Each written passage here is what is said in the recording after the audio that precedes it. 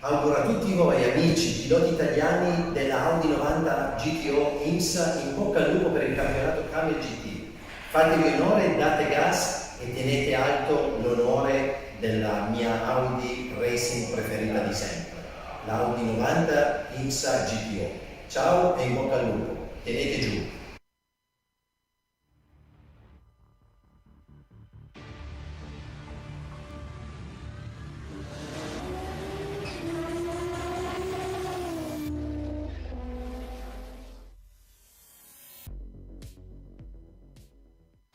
Best greetings to all drivers from the Audi GTO 90 Championship. Good success.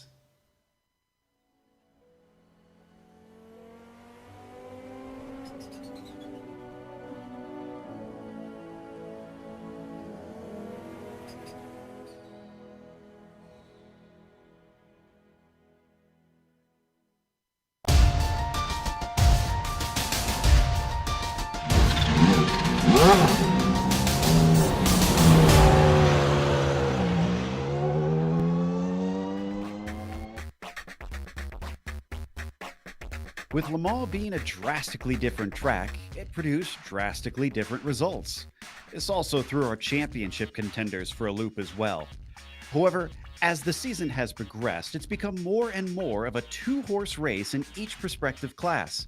All eyes are starting to focus on those four rivals as we get ready to watch round 10 of the iRacing Kamel GT series, and you'll see it all live here on the Global SimRacing channel.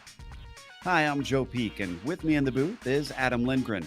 Behind the scenes is our director, Sean Crackers Ambrose, and he's using cameras provided by Dougie Beard.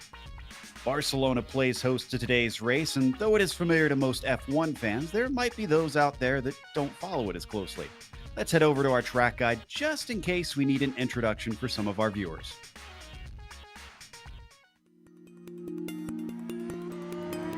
Welcome to Circuit de Barcelona. The home of the Spanish Grand Prix for nearly 30 years, it's easy to forget that this is a relatively recently built track in Europe. It's known for its long, sweeping corners and hosts the highest level of open-wheel and motorcycle racing. Placing an emphasis on a good aerodynamic setup with high downforce cars, it's often overlooked that it offers plenty of overtaking for lower-tier racing as well. In fact, most don't take into account that this adaptable track has 5 different layouts to choose from. These range from the nearly 3-mile-long Grand Prix version to the minuscule 1-mile club circuit.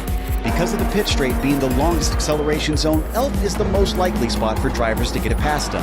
After that, your next hope might be into Lacaja, which, depending on which layout you use, could be a sharpened set of 2 turns or one long hairpin with an opening radius. In the early 2000s, a chicane was added close to the end of the lap, but the old Europe car corner can still be run. The Spanish fans have some gorgeous views from the many hills dotted along the track. And with the international fame this place has built over time, it's no wonder they're almost always full come race day.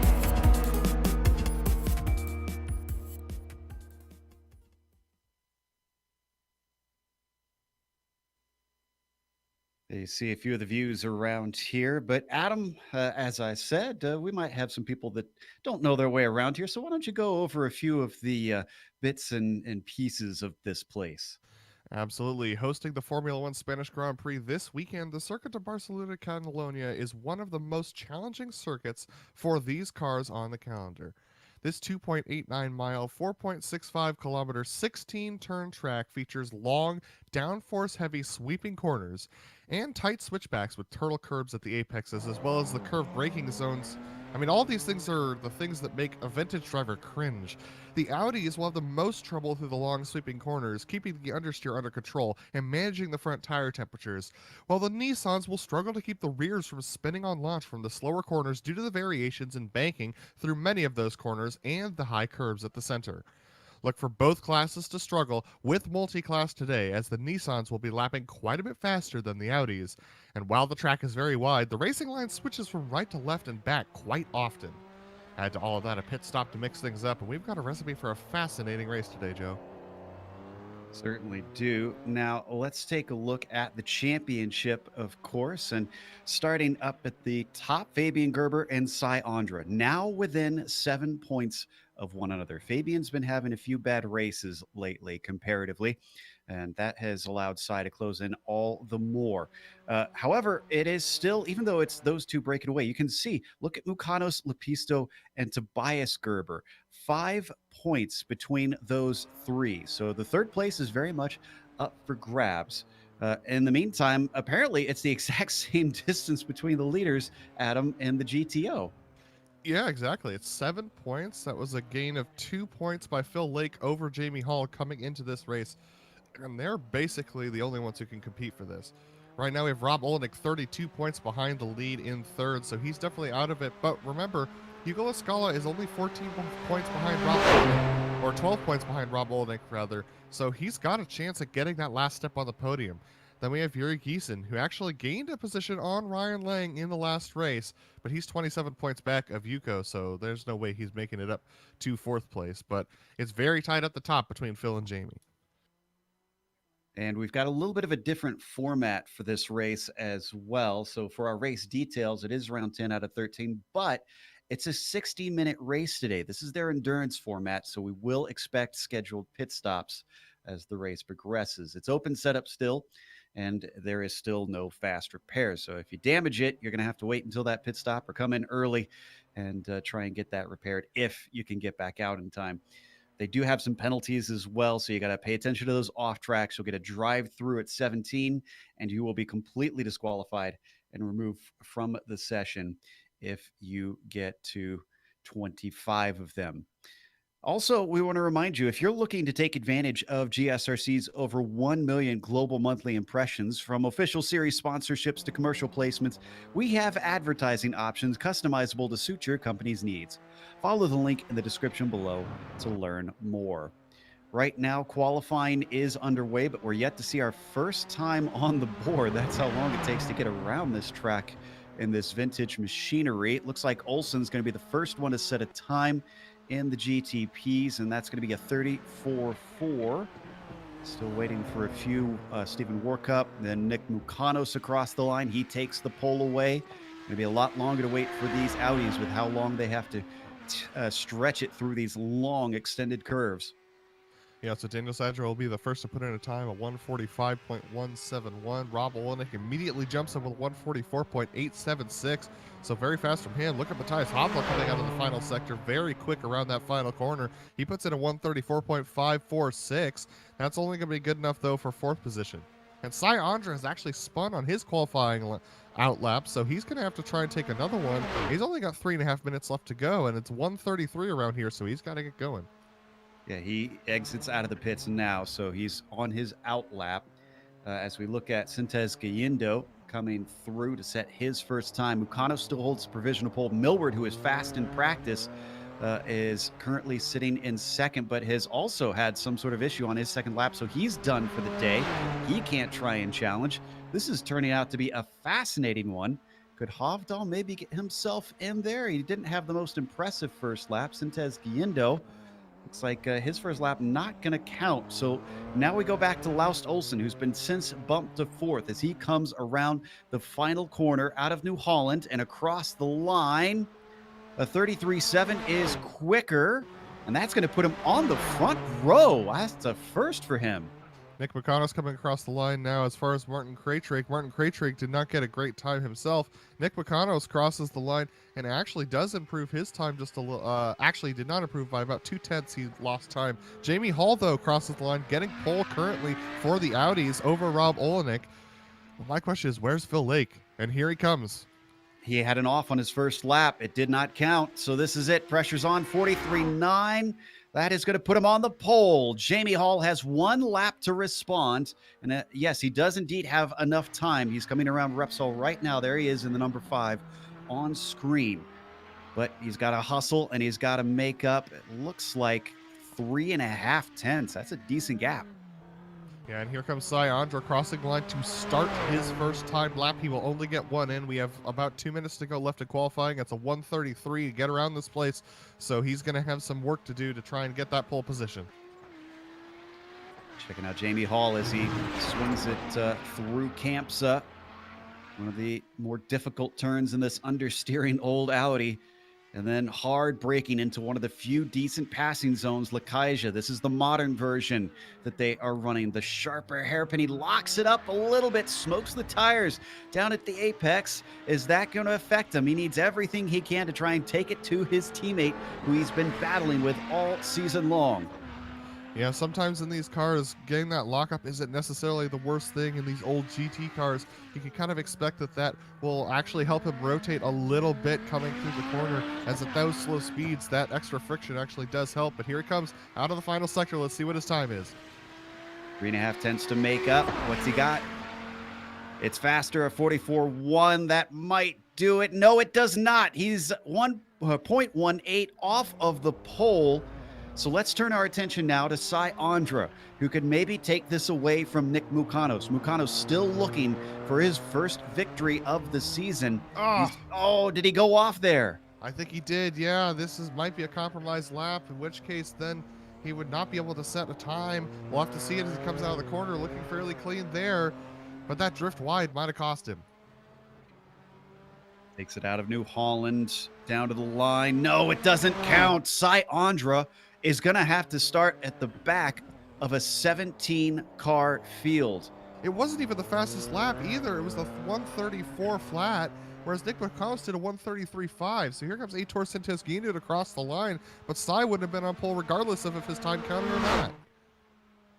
Wow. So what a development for that one. I was watching Ryan Lang get his second one in. He puts it in 9th. Do we have anybody else still running? Nobody's going to get across the line in just a second or so left. So let's go through our starting order for today. It is Nick Mukanos on the pole. Can he convert it is the question.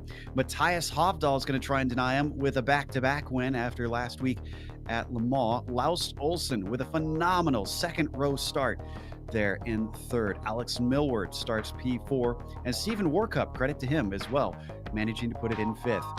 Heitor Santesguinho starts 6th today with Jacob Leon in P7. Anders Simonsen starts 8th, followed by Martin Krejcik in P9. Chandler Pellerito in 10th place is followed by Isaac Snyder in 11th and Pablo Suarez in 12th. Hideki Koivisto starts 13th, followed by Roman Pawlowski. Not the best qualifying for him in P14. Will Messick starts 15th, and Sai Andra and Stefan Schlacher did not get qualifying laps, and that is the story of this start. Yeah, and so here comes the GTO runners. Phil Lake on pole next to Jamie Hall, his championship rival. Then we have Rob Olnick lining up in 3rd position with Daniel Sadger lining up at 4th. Reed Miller's going to line up in 5th spot, about his average qualifying over the year. Then we have Sky Duvin, a new driver, lining up in 6th position with Yuri Jessen lining up in the 7th spot. Jamie Hamill-Smith in 8th. Ryan Lang is going to be in 9th, and rounding out your top 10 will be Simo Raba. Lucas Fort lining up in 11th spot along with Michael Haynes. And then we have Pablo Regal, Carlos Fonseca, and Juan Colum, who did not set times, and they round out your 32-car field today. So interestingly, we do not have Fabian Gerber here today, and he is actually going to have to take a 0 because he had a 0 and a 15 in his drop weeks. Actually, wait a minute. Do they have 2 or 4 this season? I believe they have 2 this season. 2. That's what I thought. So this is going to be a no score. Wow. This is Sai Andra's chance to try and take as many points as possible, but he's already kind of flubbed it a little bit here in the qualifying as the pace car leads them around to the start for the 60-minute race. At least he's got more time to try and work his way up to the front with an extra 20 minutes. There you see him at the back of the grid. But what can he do to stay out of trouble here? It's going to be Nick Mukanos with a really good opportunity to try and take his first victory of this season, as the Porsche pace car now ducks into pit lane. Mukanos has control. Coming around New Holland, he's waiting patiently. When is he going to go? He's stacking them up. Now he goes. Green flag is out here for round 10 of the Kamel GT series. Already ducking to the inside. Matthias Hovdal covers off Laust Olsen, but Olsen's got a very good run on him as they come down into Elf. Neither of them leaves the racing line. They're both going to stay right in there.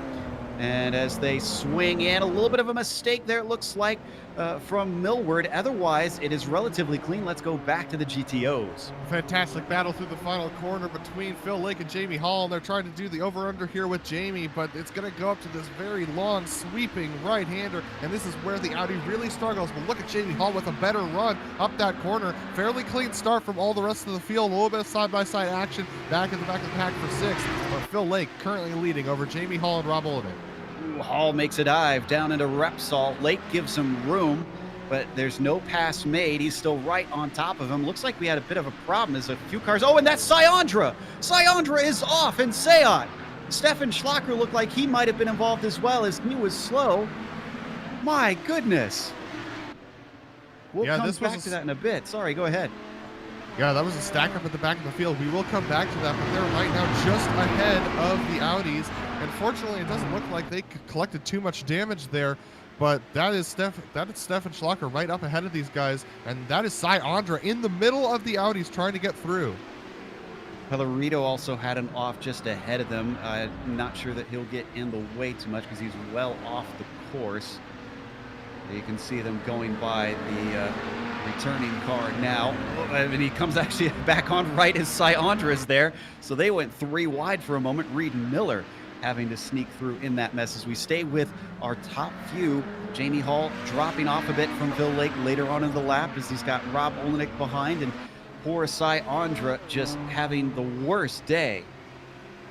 And Steven Workup is around now. We also had Angelica Pavlovsky around in the first corner. Those two guys wrecking out in the same spot. Angelica actually comes back on track in front of them, so Roman Pavlovsky having trouble, and Steven Workup as well. So a lot of GTPs really struggling right now with traction. Up to the leaders of that class, it's Hovdal still chasing Mukanos, and Laust Olsen. Laust just making a mistake now, unfortunately, with some wheel spin coming out of Seat. So what was a 3-car fight here for the lead is narrowed down to 2. They've got clear track now, and it seems like they're trying to make good use of it. A much better exit out of Kamsa for Nick Mukanos extends it to about 0.6 of a second. Yeah, these Nissans are really having a hard time getting those tires warm on this track. They're getting a ton of wheel spin off the rear end. It's really, really having trouble with these guys. But let's take a look at that incident between Syondra and Stefan Schlacker towards the beginning of this race. I'm curious to see what happened. I haven't even had a chance myself to check and see, so we're pulling up the replay now. Here they are at the back of the field, just kind of taking their time peacefully. That's Ondra in the blue and white, and that is Schlacker in the pink and blue. Coming into Repsol, Schlacker's going to take a look to the inside. He manages to overtake Cy. They're going to switch back down here. This is where we get a little bit of a bottle up in front of them. They both lock up the brakes, and Cy loses the front end and spins out. Uncharacteristic mistake for Cy. The car goes away from him. Now we've got Workup's replay. Was Hamel Smith involved with this? I saw him make an apology over the radio. No, he just, that was all on his own. And you'll see Angelica Pavlovsky come in right here. Oh, that was... He missed the corner, too. I don't think that was Pavlovsky. That was Suarez. Yeah, that was Suarez who went across there. Just got caught. Wrong place, wrong time. They're both able to get it going once again. Workup did have to... actually, no, Workup is in the pits right now as we jump back to our leaders. Mukanos extending it up to about a second now over Matthias Hovdal. Now, Mukanos' Achilles heel in this entire season has been traffic. He's got traffic 30 seconds ahead of him, so he's got a ways before he catches that. Matthias Hovdal doing a good job just keeping him honest. But if Mukanos can navigate traffic today, he's got a really good shot at taking his first win this season in the Kamel GT series in the GTP class. Oh, we have a couple other cars around. That's Leon, yeah, in the number 28. Once again, that was in the box Sabadell. Second time we've seen that, and he's able to get going without trauma.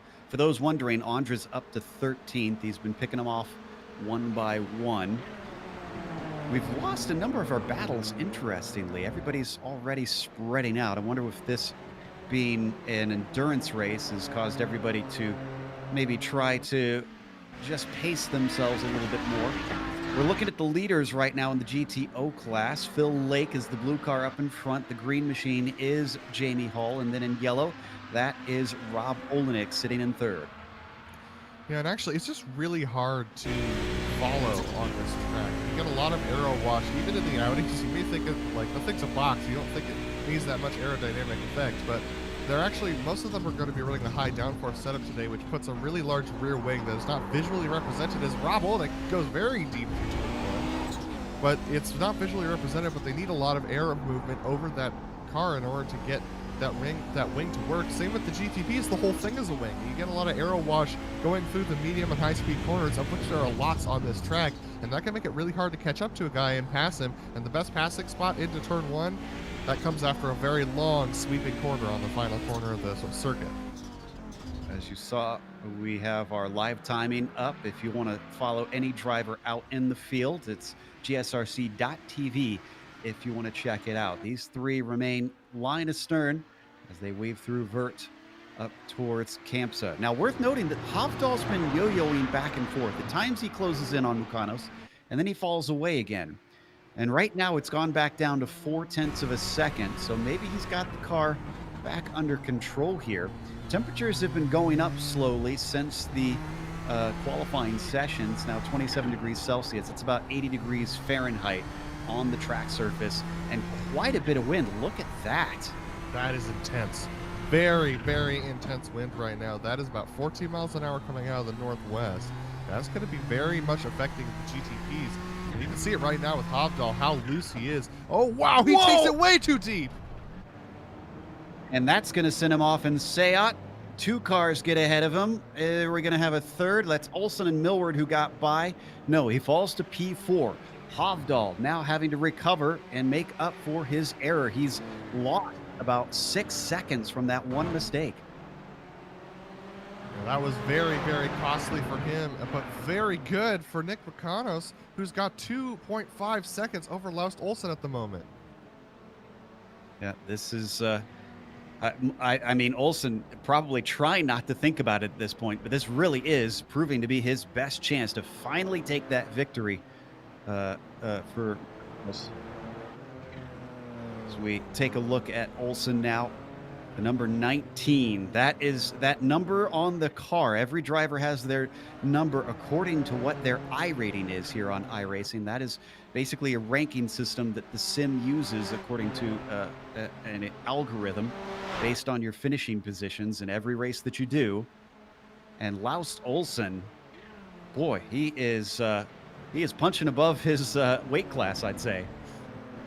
Now let's go take a look at the battle for 8th of the GTO. Carlos Fonseca is currently being chased by a battle of 3 cars. That is going to be Ryan Lang, Lucas Fort, and Juan Colum. And these guys have been trading positions for the last couple of laps, and they're really, looks like Ryan Lang is about free and clear of them. But this little group of 4 here between, Carlos Fonseca is free of them, but Ryan Lang, Lucas Fort, and Juan Colum are locked in a battle for this position here. Fort could have maybe had a look. He was awful close. You can see how close he is as we ride on board with Lang now, but decides not to make an attempt as they headed down into Lakaja. Pretty much single file through this portion, weaving it back around Bonk Sabadell, then into Europe car, the tighter version, as it takes them into the chicane. This final chicane, a newer addition to this track, added in the mid-2000s, and then finally back onto the front stretch. Could he maybe get a little bit of slipstream here? This is looking pretty good, Adam. Yeah, Lucas Fort with a really good opportunity. He's going to have to look to the inside here, and he backs off. So he's definitely thinking long game. Remember, they do have a pit stop in this race. But, I mean, that's one thing that whoa, okay, so he didn't take it, but Juan Colum decides to make a late dive. They're almost going to make side-by-side contact. Lucas Fort a little bit wary, and he's going to lose a position now. Okay, well, you sit around too long, someone steals your place in line, but he might get it right back because Colum goes a little bit wide out of Renault. Fort thinks about it, but he doesn't have the launch off the corner. So, opportunistic stuff from the number 31 to get into the top 10 of the GTOs. This is actually helping Lang out by quite a bit. Look at how much he's extended that gap over the 2 of them. Yeah, Lang definitely has extended that gap, and We've got a couple of different moments going on. P7 in the GTP, though, Martin Krajcik and Angelika Pawlowski. These two are very close together, and that was coming through the first sector here. Yeah, Roman is doing an excellent job here of putting pressure on Krajcik. Krajcik, one of our faster drivers in the GTPs, but wow, these cars look very difficult to drive at the moment. Yeah, certainly very different lines off of Repsol there, and Krajcik seemed to have the faster one as he disappears, becoming smaller in that windscreen. We had another problem with Suarez. Don't need to go to it. I think it was another self-spin. Certainly been a tough day. We've got a good battle for second place right now. This is between Millward and Laust Olsen. Millward just making the pass through that last corner, and Matthias Hovdal has who lost that second position, is now right up to the back of Laust Olsen and Alex Millward. Nick Makanos is 5 seconds free and clear at the front of this group. Loving this battling for sure. Let's take a look at that pass. That was down into Lakaja. I think the traffic may have had a part in it. Here we see, oh yeah, there you go. Got a little bit of slipstream from the car ahead. Maybe Olsen distracted a little bit and mugged him down into the hairpin. And that stays as it is, and Millward's running away. And we just had a major moment between Hideki Koivisto and Sai Andra coming into the final corner of the circuit. Hideki Koivisto and Sai Andra, this was a big, big moment here. You know what? I think there was a couple factors in this one. Andra saw a mistake from Isaac Snyder ahead. There you can see he's offline. He slows up. Oh, and then that's when Koivisto gets into the back of him. Bounds over those curbs hard. Andra's got to be extremely damaged now. And this is exactly what Sai Andra did not want to deal with. He did not want to be tucked in behind all of these cars and get into trouble like this. This is what's compromising his potentially good points pickup today with Fabian Gerber not being here. He missed the first 2 rounds, to remind our audience. So he's got to have a 0 if he gets no points today. And as Hovdal, whoa, Hovdal deep. And it seems like Olsen's Achilles heel today is Lakaja, as twice in a row he loses out, breaking into the corner. Matthias Hovdal saw Millward do it and said, I could do that too, and gets himself back onto the podium. And this is not what I was expecting from this race. I know this track usually produces some pretty decent racing, even though it's not everyone's favorite. Wow, you see Laus Olsen way deep into that last sector. Takes a lot of curb. That's going to lose him a lot of time in the Matthias Hovdal. We've had a ton of side-by-side battling today, and it continues going on. Great stuff from everybody here. Change for P4 in the GTOs. Reed Miller overtaking Daniel Sadro. And this was an error from Sadro into Elf. Just outbraked himself. Oh. Let's take a look at the replay on that. Here's that mistake that you were talking about going into one pressure, here. yeah. Just, too deep into the corner. And so Reed Miller just, Mr. Consistency out there, just taking advantage of that opportunity and making that pass. And stuff from Reed Miller. However, even though he's gotten himself into 4th, get this, 10 seconds up to the top 3. It might be a little tough for him to try and run down Rob Olenek at this point, who's the next car up. And Joe, you know how I said that Nick Makanos' Achilles heel was traffic? Well, he's already cut through most of the GTO field, and he's almost about to catch up to Daniel Sadro for that 5th position in the GTOs. Nick Makanos has pulled a 5-second gap on Alex Millward, one of our fastest race pace drivers in the GTP class. He's doing an excellent job right now at managing his pace and navigating traffic. This is an impressive drive from him so far. If there's one driver I feel like is a threat today to Makanos, it's got to be Millward. Okay, we need to go to P7 in the GTPs because this is a big mess right now. This is between, major contact now between Angelika Pawlowski, Isaac Snyder, Stefan Schlocker, Lucas Fort, all of them right in behind this. Everybody's around. Oh, and Syandra once again has to take evasive action with another problem. Pawlowski can't even get it going. And what happened there? All right, this started with Roman Pawlowski, I believe. Yeah, you see it right here on screen. Look at them just going tooth and nail. The Audi can't make that sharp turn, and then everybody's spinning in front of everyone else. You get more contact between Stefan Schlocker and Isaac Snyder. and then everyone just continues to pile into each other for a good 10-15 seconds here as Isaac Snyder goes off track. Stefan Schlocker reversing into Isaac Snyder. It was a mess. That was just utterly bizarre. A lot of damage, but I don't think anybody was taken out of the race by that incident. Meanwhile, as we jump up to this battle between Millward and Hovdal, it seems like Matthias has got himself back and collected and trying to see if he can get back into second place. He's lost, well, actually, he's gained a little bit on Mukanos. Millward off track, outbraked himself into Lakaja. Hovdal up to second place. Well, that was an easy pass for Matthias. Let's take one more look at that one then. We're seeing a lot of mistakes from the GTPs under braking. This is very fascinating. This is not something we're used to. I wonder if it's that wind. If it's just catching some people out in some of these braking zones. So the point that I was just getting to when suddenly Millward made the mistake before I could get to it, Hovdal's actually catching Mukanos. Remember I said it was 6 seconds after his initial mistake.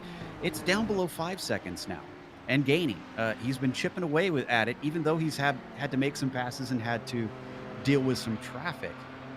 So now that he is by all the overtakes that he needed to make, let's see how he does just in a straight fight weaving through the traffic. There is the lap difference between them. Yeah, and you aren't wrong about that wind being a major factor. It is currently 16 miles per hour out of the northwest. That is a tailwind going into Lakaja. That's where we're seeing a lot of the mistakes for the GTPs.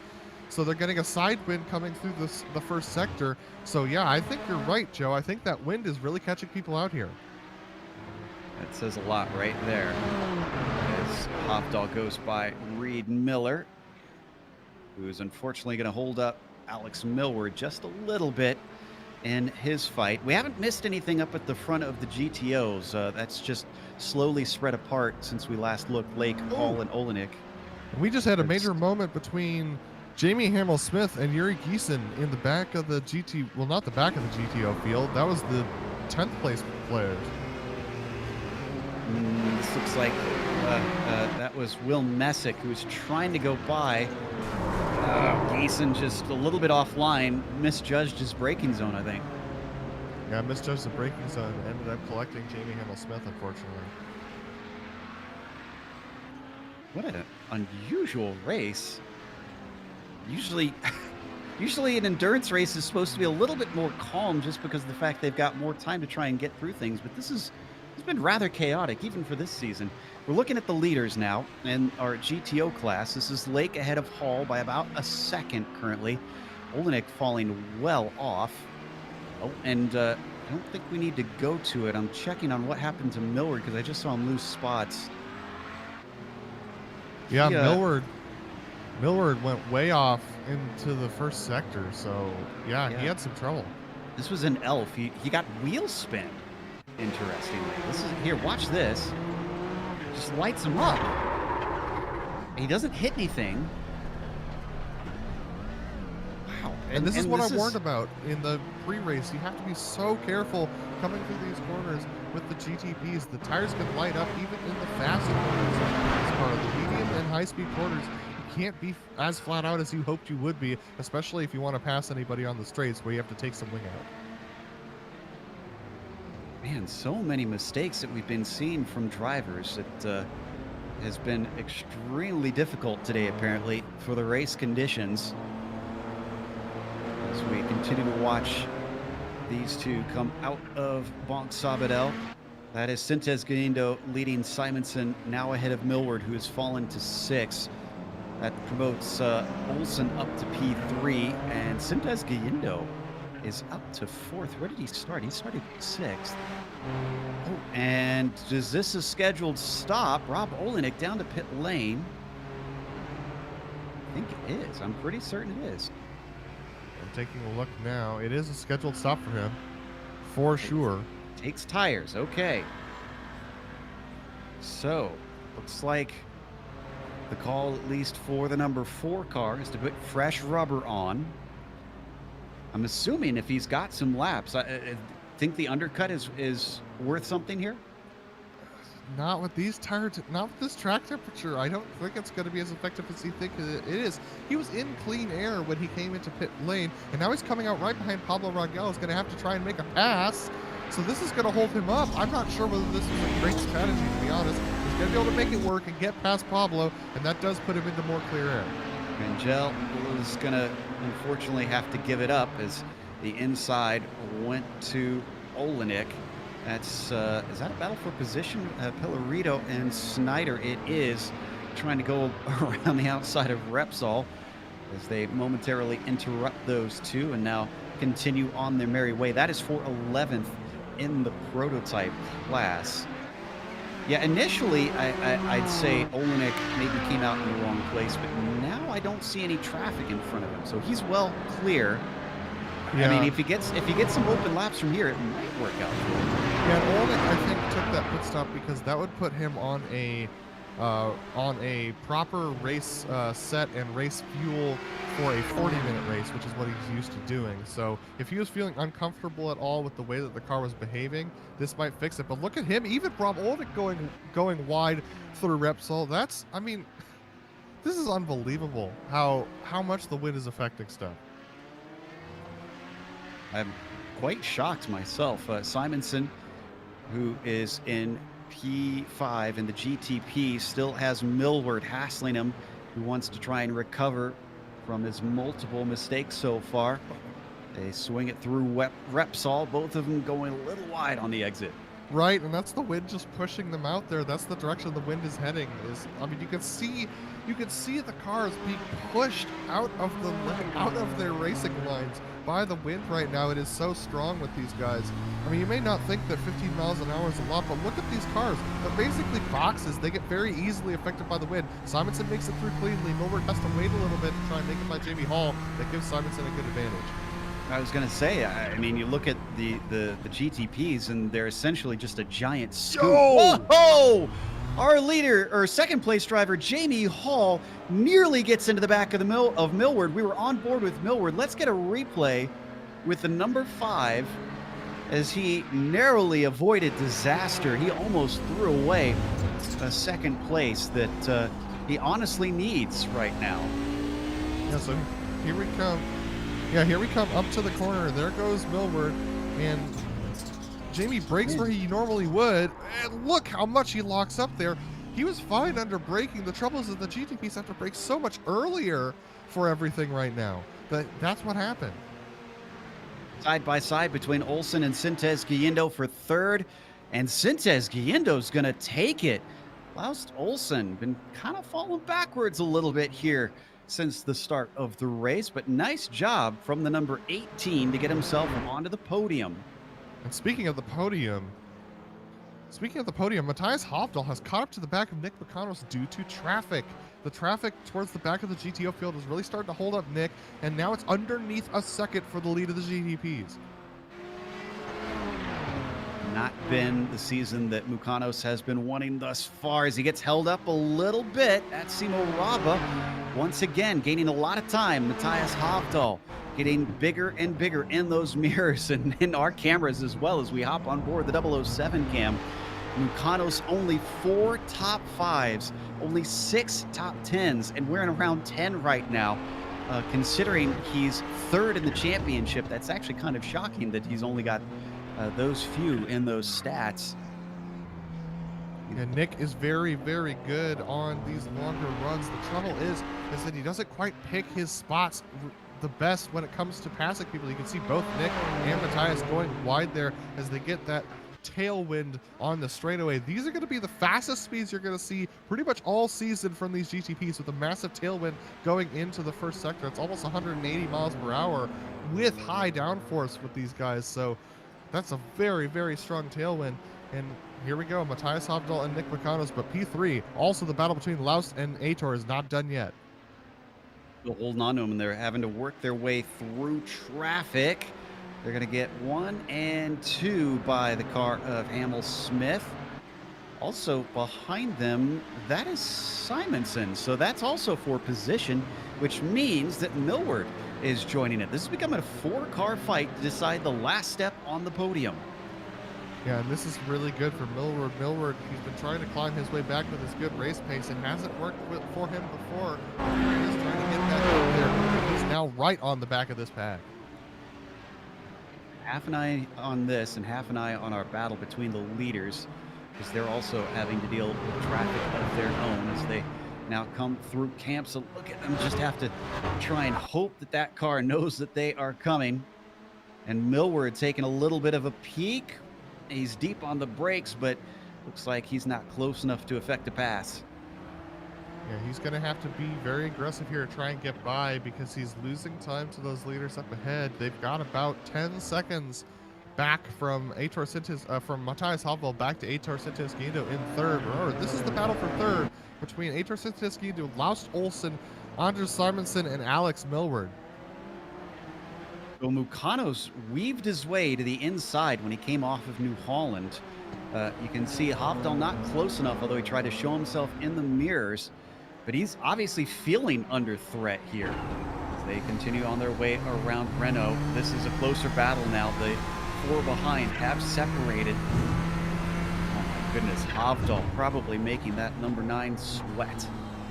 Yeah, I mean, tailwind plus the whole bunch in the air by Nick Mucanos ahead, like that is the ideal scenario for Matthias Hofdahl. So, I mean, he's definitely got some great aggression that he's got going on right now. He's putting the pressure on Mucanos. Mucanos is going to have to pit soon. We had our first taker right now, Martin Krajcik, who's in the pits. And it's 33 minutes to go. These GTPs are coming close to their window as far as pit stop time is concerned. And immediately across the track, he's trying to break the slipstream as much as he can. Both of them nice and tidy. First one down to Lakaija. And oh, we got some excitement happening with more traffic, bringing them in closer here for third place. Simonsen outbraking himself a little bit. He's going to miss the apex, and Millward says, thank you very much. I'm going to put myself in there. But he can't get the power down off the corner, and Simonsen retains P5. Great racing here in the GTP class. Everybody just putting it out there, trying to get as many positions as they can, being very aggressive on this very technical track. Fantastic driving from these guys. Who's going to get the run out of New Holland onto the pit straight. Ooh, a great exit by Sintes-Guindo, keeping himself clear right when he needs it with that wind blasting into their faces. And as they finally hit the braking for Elf, nobody really in a position to try and attack. So they stay put. Sintes-Guindo, Olsen, Simonsen, Millward from third to sixth. Now here's where pit entry is going to be so important. How well you can get on and off pit lane may determine how you come out in these battles.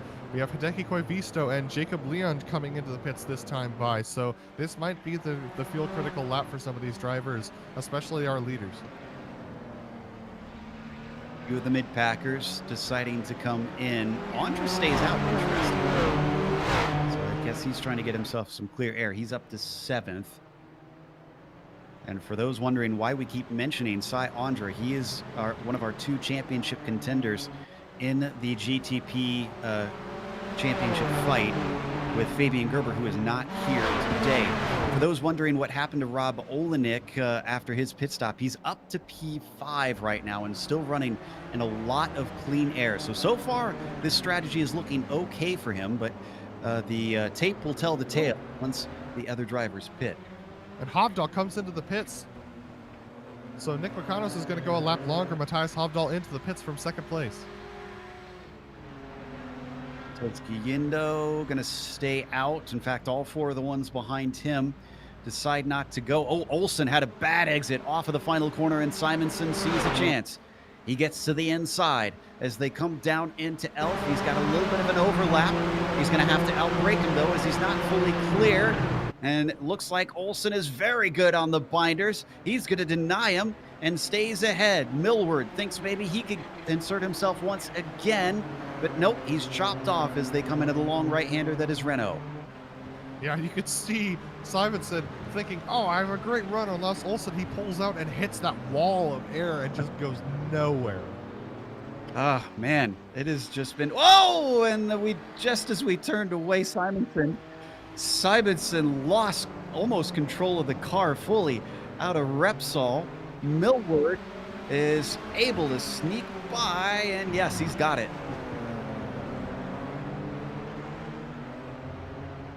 Take a look at the replay of what happened.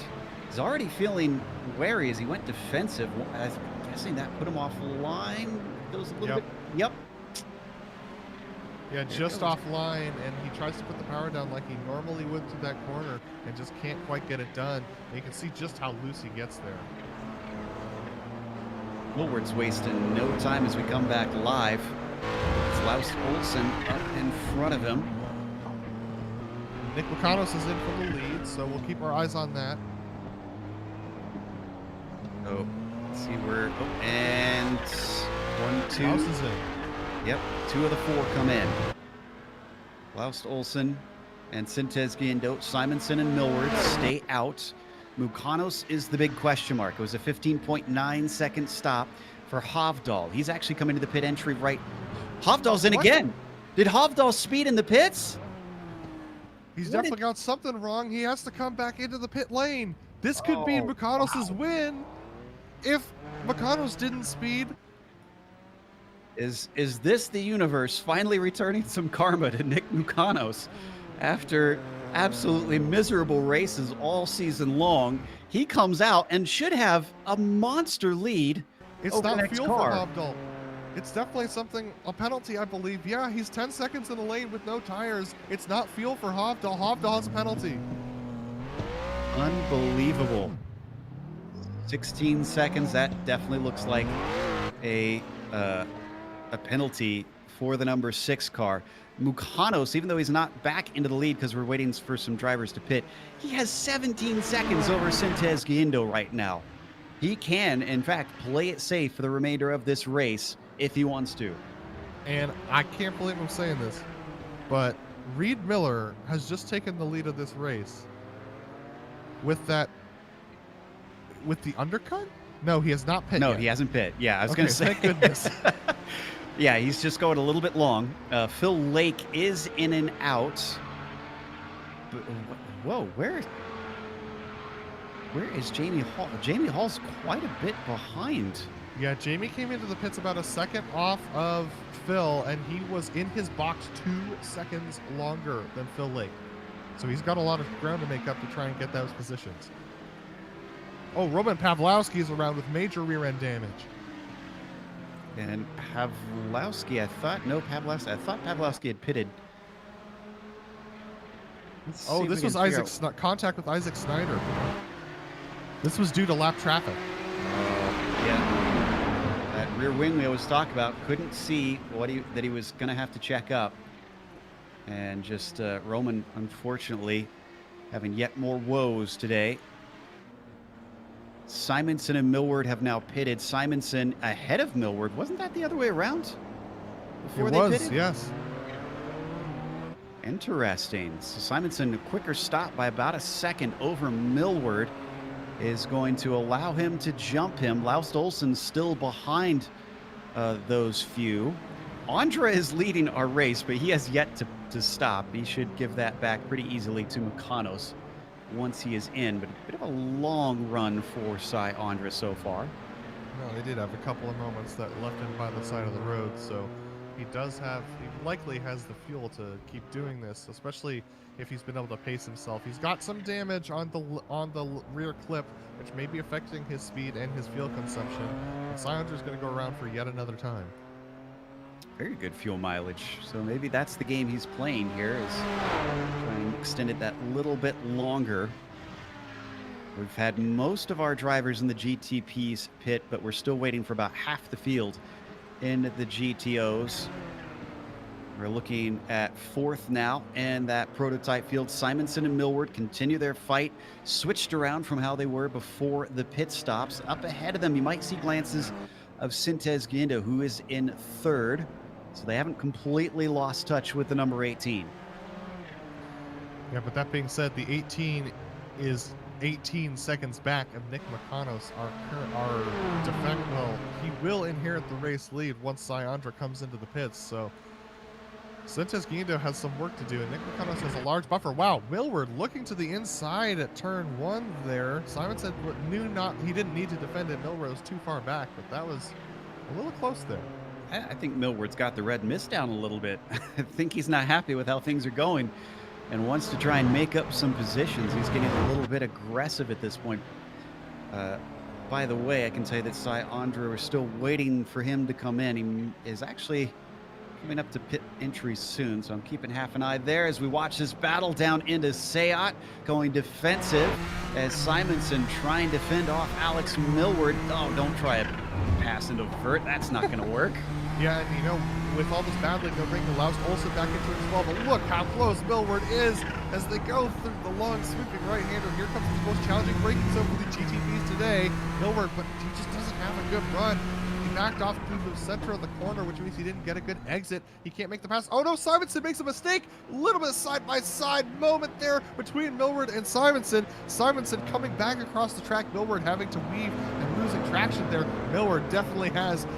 It's definitely hammer time for him. And credit to Anders, doing a great job defending here. He's certainly causing some frustration. Oh, and as soon as I say that, he cuts the course. That's going to give away 1 and 2 positions as both Olsen and Millward goes through. Simonson has paid back Piper, and now he's getting back onto the back of Olsen. He's got to run, but he's going to have to back off a little bit more. He must not have served that full penalty yet. But it looks like all of our GTP drivers have come into the pit lane from the front of the field. We're still waiting on Pablo Suarez and Will Messick. Nope, Syandra's still out there. Yeah. For a moment there, he disappeared on my timing screen, but he's still running unbelievably. Which is kind of shocking. Wait a minute. No, I guess he can make it to the 40-minute mark probably. Wait a minute, Joe. What if he doesn't take tires? Our pit stops for the drivers have been 15 seconds in the box. If he just takes fuel, he is I think he's trying to challenge.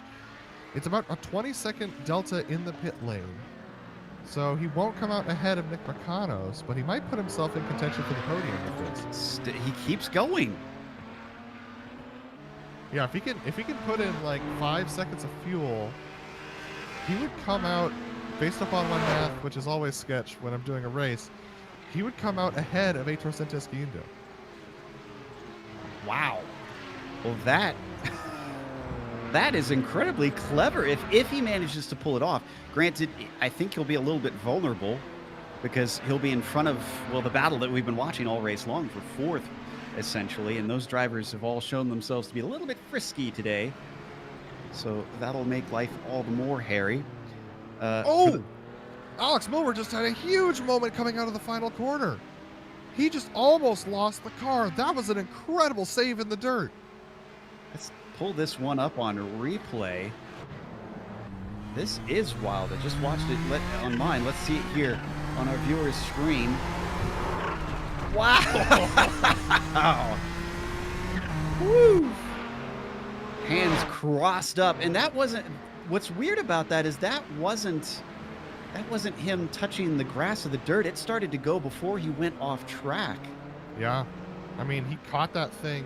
He had to catch that. He had to catch it in the dirt. It didn't get loose because of the dirt. I mean, that is some car control right there. I wonder if that was the crosswind as he was going through the corner, maybe. Whatever it was, let's hope it doesn't repeat. Yeah, that's for sure. Okay, Syandra's, are you... No, he's staying out again! I mean, if this works for him, I'm going to be genuinely impressed. I mean, he was wrecked out of this race twice. He's currently leading, and he has a chance to get on the podium. I mean, that's going to be impressive. Oh, we have a side-by-side battle between Millward and Sentes Guindo here. And he's back at it. He's going a long way around a Bob Sabadell. Going to have to finally finish the job in Europe. Oh, he's a little bit over the curb, but he holds it together. And that gives him 3rd. Where did Simonson go? What happened? Simonson's dropped behind Laust Olsen at this point. Millward gained on Sentes Guindo for a couple laps, but going over that sausage curb, hopefully that didn't damage the under tray of that GTP. The GTP under trays are very sensitive and can be very prone to damage. So we'll see whether or not he can pull away from Guindo. I mean, he was faster closing up to him. Okay, so I figured out what happened. Sentes Guindo got held up in traffic through Campsa. That slowed him up enough that Millward, like I said, he's got visor down at this point, and any opportunity that comes his way, he is pouncing. And he did just absolutely stuck it in there and hoped that it wouldn't slide out from under him, and that got him 3rd place, which, interestingly enough, is 1 position up from where he started this race, believe it or not. Wow, it's 20 minutes left to go now. yeah, my eyes are just on Cy Andre. Here he comes to the pit lane entry. He's going to go around Staying again. out. I mean, he is playing the long game here. He currently has 35 seconds over Millward. He has almost a pit stop in the bag, even with tires and full fuel. And he's not even going to need to take that, Joe. I wonder if this... Oh!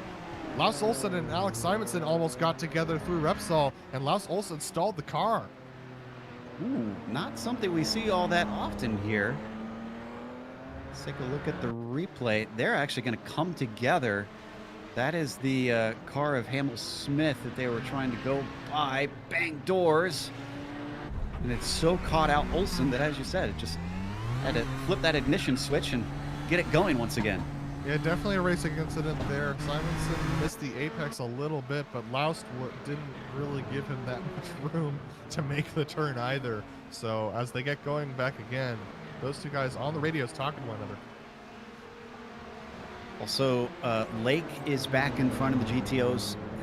Hall is in 2nd place, about 2 seconds between our GTO leaders, with a whole 9 seconds, nearly 10 seconds back to Rob Olenek in 3rd. Wow.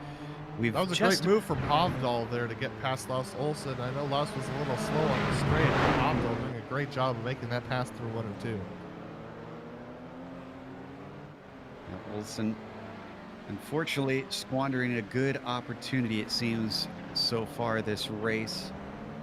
I can report that Andres approaching the pit entry and actually approaching it. Now he is finally in, going just beyond 40 minutes. All right.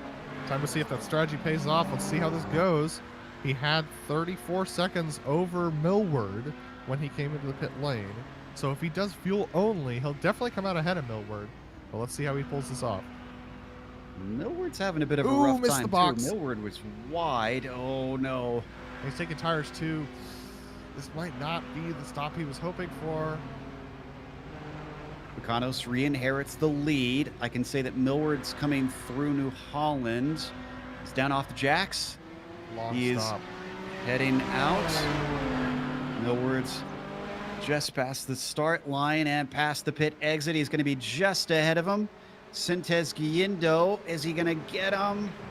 Not quite. Even still, I'd call this a win because Andra is now solidly and legitimately in 3rd.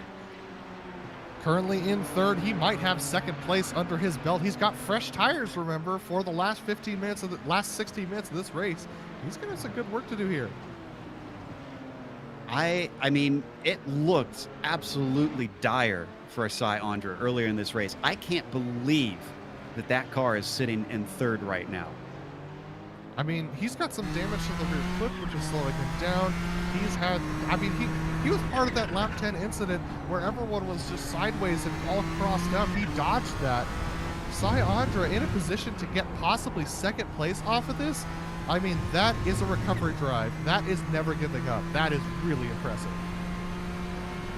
Well, we've given so much coverage to our GTPs. Let's head over to our leaders in the GTOs because I haven't seen a whole lot of them.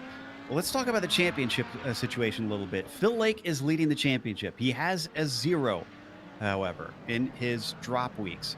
He does have an 18 in there as well. And the reason that's important is because Jamie Hall has a 20-point and a 22-point finish in his drop week. So he is a lot more covered than Phil Lake, despite being in 2nd place. Lake needs these good finishes that he's getting right now. He's got to keep holding Hall at bay. And this 2-second gap, Adam, we've seen in many seasons past. That doesn't mean a whole lot in terms of Kamel. Yeah, give it till the 10-minute mark, and I'm expecting that we'll see Jamie Hall really make his way up there. Here comes Alex Millward to come up to the back of Phil Lake, and Cy Andra is right on his tail. I know we've been giving a lot of coverage to the GTPs, but this is one battle we don't want to miss. There's those fresh tires you were talking about. Oh, wow. Oh, he might have a good chance. That's the leader, though. Yeah, okay. He's thinking twice about this. He doesn't want to try and put things at risk for Phil Lake. Gives up the opportunity. He knows he's got 15 minutes left to go in this race, and he has got much better pace, it seems, than this number 3 car. Yeah, Millward's struggling a little bit at this stage in the game. Let's see whether Sai's good on the brakes here. Into Repsol, this is where it's been. Wow, I mean, look at that. Look at how much it's blowing them across the track there. Millward much better exit, but Sai much better on the brakes. Look at him turn into the center of the corner. Those fresh tires are doing good things for him. 6 laps fresher on the number 2 car. As he certainly shows it going into the corners, almost off track. Millward is stretching it as far as it can go. They've got a little bit of traffic in front of them. That's Fort and Messick. Messick seems to be struggling with his car as well. So even though he's the same class, he might be a bit of an issue. They're going to catch Fort on the main straight with the wind blowing in their faces. Millward is going to give an even bigger slipstream to Sai Andra. He's trying to stay underneath that wing, and he's just not got enough of a straightaway. Yeah, he had to be out from behind Millward for quite a bit longer than he really wanted to be. So there's Messick pulling over to the side of the road and respecting that blue flag and getting by. Remember, in iRacing, blue flags are advisory only, so that was just a respect move there from Messick. Sayandra looking to the inside here. He's going to try and take it. Woo-hoo-hoo! Millward tried to cut him off. Couldn't quite get it done. Sayandra still with a little bit of overlap here. He's going to try and outbrake Millward into the corner. Nothing doing there. He's going to try the over-under, but Millward parks it on the apex. Good move for Millward to block that. The lightest of contact between them, but fair enough. They stay racing. Sayandra knows that he's really going to have to be aggressive here. Millward's not interested in letting him through. He wants this P2. Oh, good exit from Sayandra there. Here we come from Repsol. And Sai's got a great run with the tailwind. Here he breaks later than Millward here. But Millward doing a good job making it through that corner. But Sayandra, the new tires, how long is that advantage going to last? He's got to make this pass work as fast as possible. There was a message from Rob Olenek on the radio. He said, Sai, Millward wants you to know he doesn't have mirrors on. Well, I don't know if that's serious or if he's joking. I mean, he's racing like it. Okay, here we go. This is a great exit from Sayandra, but he's going to have to pull out from Millward and attack that headwind. Look at them. They both even out with that headwind. Sai with just a little bit more of an aggressive move there, but is Millward going to outbreak him into turn 1? No! Hashtag send it. I was going to say, I'm pretty sure. Oh, no, and he gets turned around.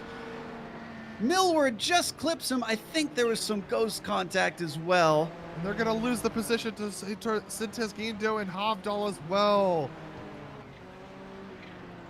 Millward continues going. Oh, this is the replay. I don't know. I think he did actually hit him, yeah.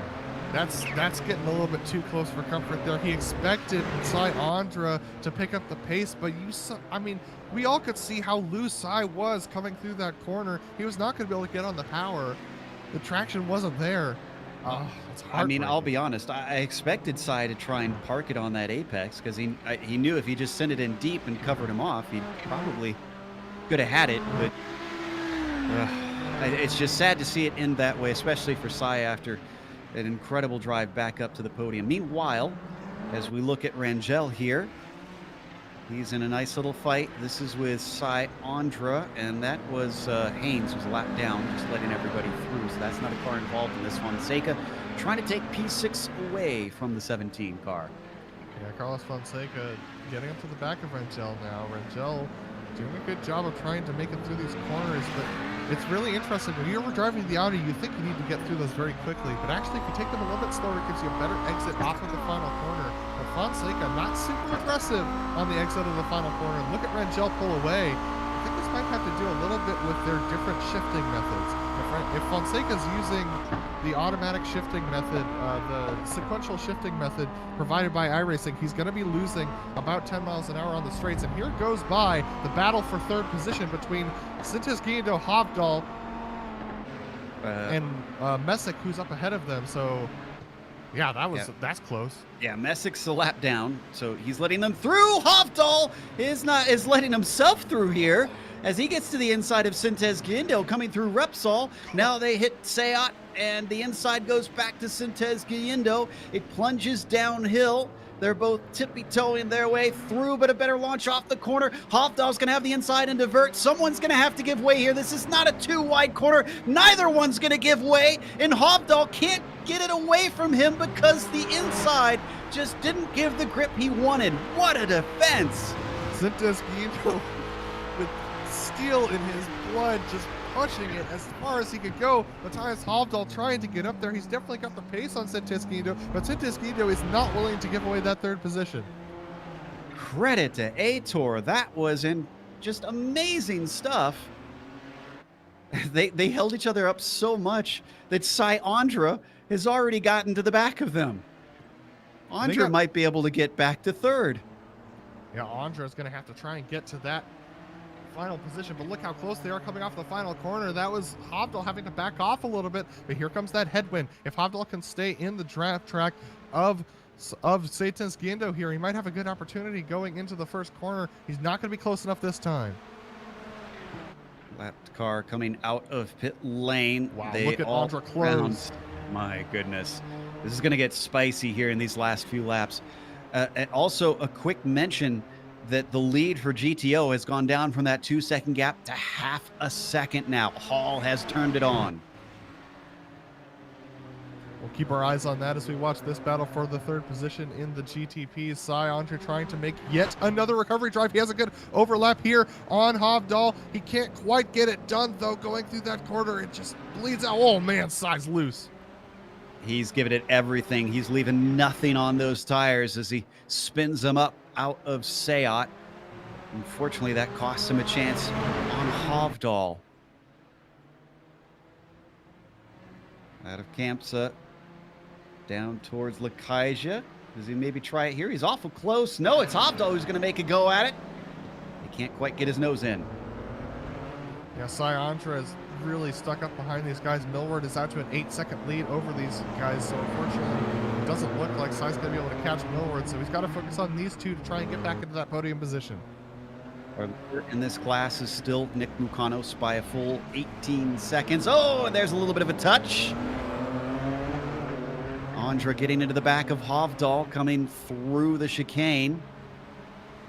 It's going to slow them up. Sintez Guindo pulls himself a handy gap to try and hold on to this podium finish. I'm just looking. He's not going to take this opportunity, though. He actually breaks a little bit earlier than Hovdal. Hovdal very loose through turn 1. This is very sketchy stuff for these drivers. They're definitely on the edge of traction as they go around these corners here. And remember, Andra still should have a little bit fresher tires than these two. Granted, I'm sure it's evening out quite a bit by this point, especially how hard he's been racing them. Keeps it nice and tidy down through Repsol. As they break once again for the hairpin of Seat. He closes in under that rear wing. Just can't get himself into position. Can't quite get there. Hovdal lining himself up possibly through for a good attack here. He's going to have to take this corner very slowly and get a good exit out. But Sai Andra actually maintaining a lot of speed. Here we go on board with Sai. Let's see whether he makes the move. Hovdal's going to try and cover him off, and Sai backs out of it. Down to the last 6 minutes. Hovdal's not going to give this one away willingly. So Andra's going to have to fight. That looked like one of the best exits I think he could have even hoped for. So unless he gets a mistake out of the number 6, I'm not sure if he can really do it. Oh, Reed Miller is off track, unfortunately, in a battle with Daniel Sadro. And this is in the final corner. This is a fascinating incident for... Oh, wow. He clipped that inside curb just a little bit. This is not a place usually talk about curbs that much, except for the final chicane, which is already through. Oh, wow. Okay, so the red curb was already going, but that green AstroTurf had not yet started, and it looks like there's a little bit of a bump up there where the AstroTurf begins, and he clipped that, and that's how he ended up spinning there. Gotta go to Havdal because he's sending one up the inside of Sintez Guindo. He caught him in traffic, almost gave him a shot at it. They've still got some overlap as they come down into Sayat. He's gonna work the long way around. He couldn't get inside last time as they bang doors, and here comes Islander trying to make it 3 wide, and he gets shoved off. Meanwhile, Sintez Guindo, he's on the reverse of what it was last time they did this. He's on the inside. Can he still make a defense? Yes, he can. Now into Kamsa. He can almost chop him off. No, back to the inside goes Havdal. They're going to be held up by a little bit of traffic, almost 3 wide. Here comes Sayandra, trying to get a 2-for-1 deal. He's got the inside. They're coming down into Lakaja, and he might be able to get it done. Still, both of them fighting tooth and nail as they come up to Bonk Sabadell. It's going to switch back in favor of Sintez Guindo. The long way around just doesn't quite work, but Sayandra has at least got one done now. Oh my goodness, what impressive driving from everybody involved there. That was Jamie Hamill-Smith who tried to stay out of the way. Oh, Sintez Guindo with a bad exit off of that chicane. Here comes a good exit for Matthias Havdal as well. Sayandra with a good opportunity here. Everyone's got a good opportunity tucked in behind Aitor Sintez Guindo. Are going off here as Sayandra takes a look down to the inside into Elf. Guindo did not defend. He's going to let him have the spot maybe. No, he's going to try and work the long way around to the first apex. Inside of the second one. Once again, they bang doors. This time, though, it looks like Sayandra's finally got it done. He's back onto the podium. It's still not done behind them. Sintez Guindo cannot defend as Havdal's got the inside down into Repsol. He sends it in deep to spin him off, and wheel spin, unfortunately, denies Matthias. Wow, what a lap between these guys. A full lap of side-by-side battle. And once again, Guindo with a bad exit. Havdal really can't do anything to take advantage of it, but Guindo's tires look like they're done. I think that they're done after racing like that. Just amazing among these three. Hard but fair racing. Andra now to third, Sintez Guindo in fourth, and Havdal holds on to P5. All this behind Nick Mukanos, who probably has no idea the craziness that is happening this whole race. There he is on screen with 2 laps to go maybe here? Yeah, just about 2 laps to go for these guys, so Nick Mukanos just needs to keep it free and clean, keep being consistent. He's got that 18-second gap that he's been able to maintain over Millward. Speaking of updates on our leaders, the battle between Phil Lake and Jamie Hall has been broken up by traffic constantly. Jamie just unable to get the traffic to go his way and can't make it up to the back of Phil Lake. Phil still with a second gap. Cross your fingers, cross your toes, and cross your eyes for Nick Mukanos, still looking for this first victory of the season and has a huge gap at this point. If he could keep the car whole, he could pretty much limp it home no matter what happens from here. As we watch these top 2 in the GTOs, Lake and Hall coming around Bonk Sabadell. Hall has got to start making up some inroads, but this second place will be good damage control for him. Let's see, when was the last victory for Hall? It was at Okayama, actually, back in round 7. Yeah, Jamie does have the pace on Phil in open air, but that's just not what he has been getting recently. So unfortunately for him, he just keeps losing time to Phil. Now he's had open air for the last lap, but he has not been able to close that gap that much. He's closed it about 1/4 of a second, and now closing it up even more under brakes. So wow, Jamie taking very deep into that corner, locking it up once again, trying to close down that gap. White is out for our leader, Nick Mukanos. Let's keep the cameras on here in case traffic gives him a chance, because Jamie Hall has been hounding Phil Lake all race long, keeping him honest at the least, even if he hasn't been within striking distance. There's a mistake. Lake sends it deep down into Repsol. He recovers nicely, though. Yeah, Phil is definitely working his tail off to try and keep Jamie behind him. It's never an easy battle with Jamie Hall behind you. He's very aggressive, and he likes to do the little things that spook you in your rearview mirror. So look for Jamie to make a couple of interesting plays here. I don't believe Nick Mukanos is going to catch these guys before they start their next lap. So Nick Mukanos, I believe these guys will have yet another lap to do. Nick Mukanos has half a lap. Oh boy, I would love to be inside the mind, inside the cockpit of this driver's car as he takes his final lap with a 16-second lead over Millward, and I'm pretty sure he's taking it easy. It was 18 seconds before. He just wants to see the checkered flag. He has worked so hard. He's had the speed. He's had the pace. He hasn't had the luck at all. Great competitors have come in and have streaked away, denying him a good shot at the wins. He's had wrecks. He's had spins. He's had strategic errors. Today, though, it all fell his way. As he comes out of New Holland, the number 9 of Nick Mukanos is finally going to get a win here in the Kamel Series. What a drive from him. A great recovery. Good battling from everybody involved. Fantastic work from Nick Mukanos to get that win. Things getting interesting because Lake's got Carlos Fonseca. This is a lapped car. That's how far they've lapped this field. That's incredible. Because Fonseca's in 7th place. Going to hold him up a little bit down into Repsol. He's going to have to hold it tight. Rangel, the next one up ahead of them. They'll be split temporarily as Hall's not able to get by. He sticks his nose in. Oh, and once again, just unfortunately, the traffic just not going his way. Phil Lake's going to try and stick up the inside here. No, he's not. He's going to be held up by Pablo Rangel, so this is going to get really complicated here. So Rangel actually pulls over to the side of the road. Jamie Hall's going to catch him just one time. Jamie actually clips the apex. He clips the outside of the corner and it's into the grass. Jamie Hall's battle for the lead is over. Jamie, unfortunately, getting too wide going through this long right-hand sweeper. A little mistake at the end denies him the last couple shots. The good news, the small consolation, Olenek was so far behind, he was nowhere near taking that second place away. So Phil Lake looking for victory number 6. It's been an up and down season, but this will extend his points lead. He held on to it. He withstood the pressure. And a 60-minute race here in Barcelona is going to merit a win for the number 1 here in our GTO class.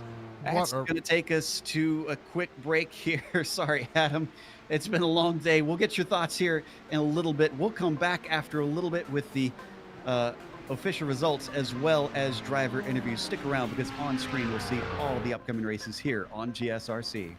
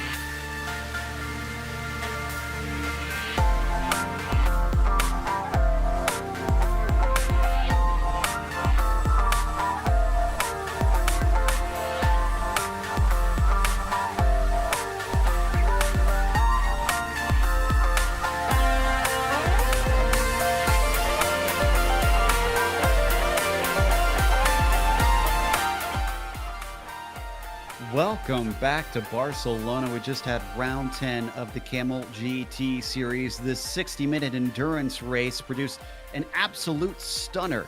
And up at the top of it, Nick Mukanos, even though he scampered away, it was everyone fighting behind him that gave us the action. 15 seconds at the line, finally taking his first win of the season. Alex Millward managed to take P2. Who would have expected that at the start of this race with the mistakes we saw from him? Same thing with Syandra, who failed to qualify, then had multiple wrecks, and somehow used strategy to come back for a third place and podium finish. Matthias Hovdal was fourth behind them after a front row start. That's got to be a disappointment. Sintez Guindo managing a top 5, and Laust Olsen as well falling downwards with a 6th place. Anders Simonsen was in the fight for the podium for a bit and then just kind of fell by the wayside in the end. He finished 7th. Martin Krejcik, another one with multiple issues today, was P8, and Hideki Koivisto, one of those involved with Syandra, who finished 9th. Chandler Pellerito was rounding out our top 10. Will Messick was 11th, the first car lap down. Isaac Snyder was P12, and Pablo Suarez was 13th. We had a bunch of DNFs in this class: Leon, Pavlowski, Schlacker, and Warkup. Not quite as much chaos down in the GTOs, with Phil Lake taking the win over Jamie Hall after Jamie made that mistake coming through the middle sector on the final lap. Rob Olenek comes home with a 3rd position on that strategy play. That early stop ending up working out for him. Daniel Sadro comes home in 4th today, and Reed Miller maintains that 5th position that he started in. Pablo Rangel starts off in, actually finishes off in the 6th position after battling with Carlos Fonseca for that 6th and 7th spot. Those guys have been battling all season long. I look forward to seeing them continue to do it this season. Lucas Fort coming home in 8th. Jamie Himmel-Smith, after complaining of a couple of missed shifts himself early in the race, comes home in 9th, with Simo Raba 10th. Michael Haynes comes home in the 11th spot, with Sky Dubin coming home in 12th. Then we have drivers who ran into trouble. Yuri Jessen in 13th, Ryan Lang 14th, Juan Cullum 15th, and all of them rounding out your 32 car field. And I'm ready to talk to who is probably the happiest driver in Camel Series right now, Nick Mukanos. Congratulations. This has been a long time coming. Yeah, thanks. That was wild. I saw Cy didn't put a qualifying time up, and I knew it was game time. I just tried not to mess up for 60 minutes. Obviously, you had a few start to try and challenge you partway through the race, but then suddenly everybody kind of made their own mistakes. And at some point, I have to imagine you saw the big gap behind you to the next car. I mean, did that make you more nervous knowing that you had that big gap, or was that a big kind of, did that kind of calm you in the car and allow you to get to the finish without worrying too much? Yeah, definitely calmed me a bit, and I could back off just a touch. Like, Matthias was really close to me, and I don't know what happened between the pit stops. But yeah, once I saw the gap, then it gave me a little bit of breathing room. It seems like, I kind of joked that the universe sort of owed you some karma after what's been something of a miserable season for you so far. Only 4 top 10s in 10 races. Does this feel like you finally got what you've been owed? I don't know about owed. It definitely feels good. I made some mistakes for some of those worse finishes, but yeah, it definitely feels good. Well, before we let you go, anybody you want to thank for this victory today? Yeah, just Dirty Torque and everyone who keeps Camel going. It's my favorite series, and I hope to see it go for the foreseeable future. And you guys. Thank you very much. Nick Mukanos finally taking a win here in Camel GT Series. And up next, our other victor, as Adam has caught up with Phil Lake. Yeah, Phil, not the easiest race for you. Jamie was keeping you honest the whole time. How much was the pressure you were feeling from behind today? Yeah, the pressure was on for the whole race. Yesterday we had a really great battle, and I think we both moved our setups a little closer to each other's, and we ended up with very, very similar overall lap time. So it was just kind of like a hot lapping contest and traffic contest. Yeah, it was really intense. He was catching me there at the end. He definitely had a little bit more pace, but just not the luck in the traffic, and I managed to hold on. And how was the traffic today? We didn't have that many opportunities to stop by you guys and see how you were handling that today. Not too bad. There was a couple of moments, which wasn't really anyone's fault, but just awkward timing down in turn. Was it like turn 5? I guess the first left-hand hairpin. That really cost you a lot of time there.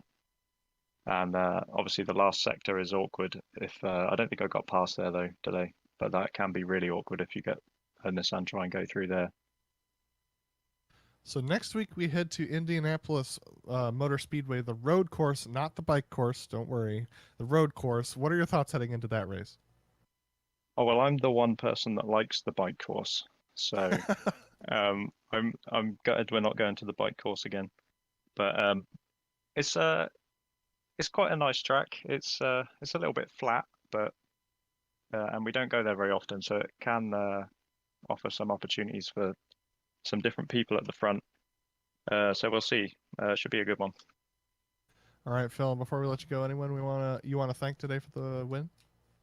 Just all the usual people, DT, you guys, and I'll just echo what Nick said. Everybody that keeps the series going. All right, that was Phil Lake, our winner in the GTO class. And it looks like Joe's going to have an opportunity to catch up with Cy Andra, who made a fantastic recovery drive today. I mean, we could probably fill a whole episode doing an interview about this race, Cy.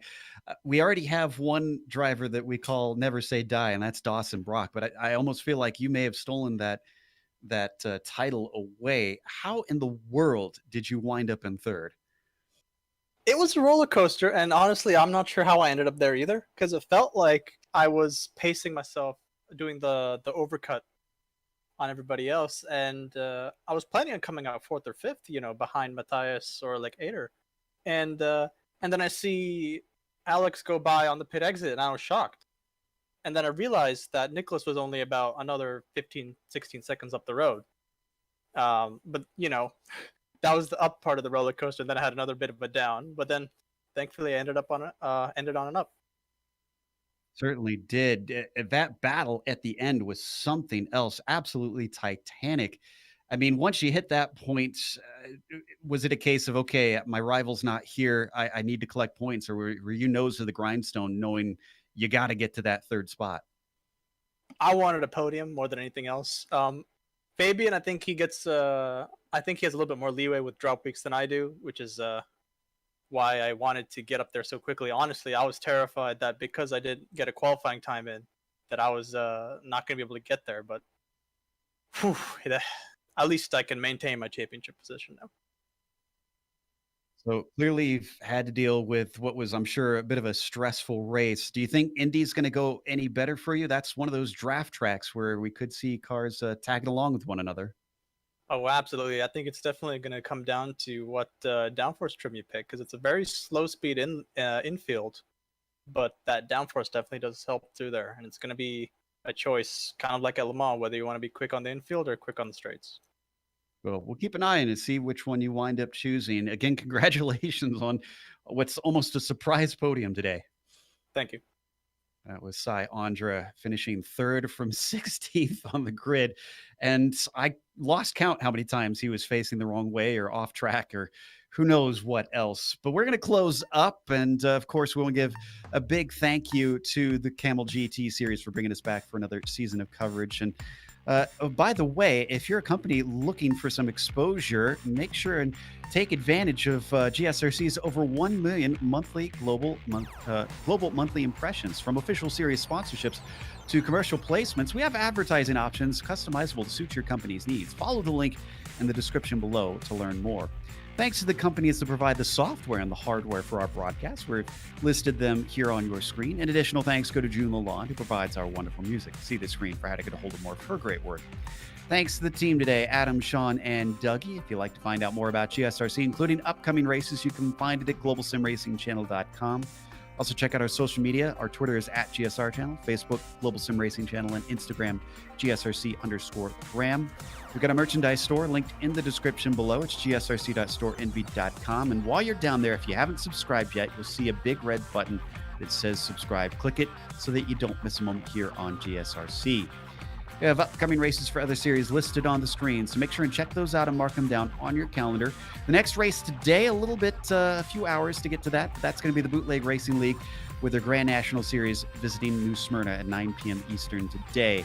Until next time, though, race clean, race hard. We'll see you on the track.